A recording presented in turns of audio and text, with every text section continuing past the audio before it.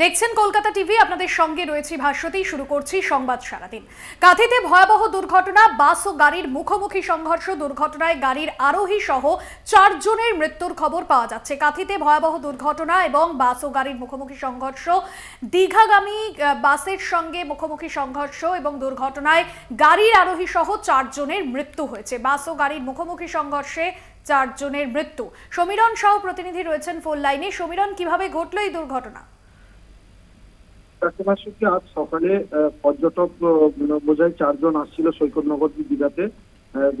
সৈকতনগর দীঘাতে যখন আসছিল তখন 100 কিলোমিটার জাতীয় সড়ক কাঁথি নিকটবর্তী মাইজদা থানার দুই সাইডের কাছেই দুর্ঘটনাটি ঘটে। যেটা যেমনটা আমরা পুলিশ সূত্রে জানতে পারছি যে কলকাতার দিকে একটি গাড়ি যাচ্ছিল, বাস যাচ্ছিল পশ্চিম শক্তি নামে। ওই বাসের সঙ্গে পর্যটক বোঝাই যে গাড়িটি, প্রাইভেট গাড়িটি, ওর মুখোমুখি সংঘর্ষ হয়। অতিরিক্ত স্পিডের কারণে এই সংঘর্ষ হয় এবং দুমড়ে মুচড়ে যায় প্রাইভেট গাড়িটি।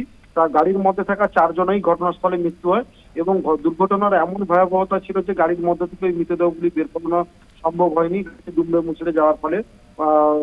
পরে খবর পেয়ে ঘটনাস্থলে উপস্থিত হয় মাইজদা থানার পুলিশ এবং মাইজদা থানার পুলিশ উপস্থিত হয়ে গাড়িটিকে উদ্ধার করে এবং গাড়িটিকে নিয়ে গিয়ে কাটাইয়ের পরেই 4 জনের মৃতদেহ উদ্ধার করে ময়না তদন্তের জন্য কাঁথি মহকুমা হাসপাতালে পাঠিয়েছে বলে আমরা এমনটা পুলিশ সূত্রে জানতে পারছি।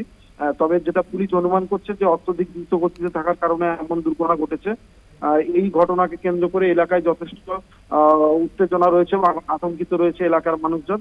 তবে এই সাত সকালে এই যে দুর্ঘটনা, এই দুর্ঘটনা কিন্তু 4 জনের ঘটনাস্থলে মৃত্যু হয়েছে।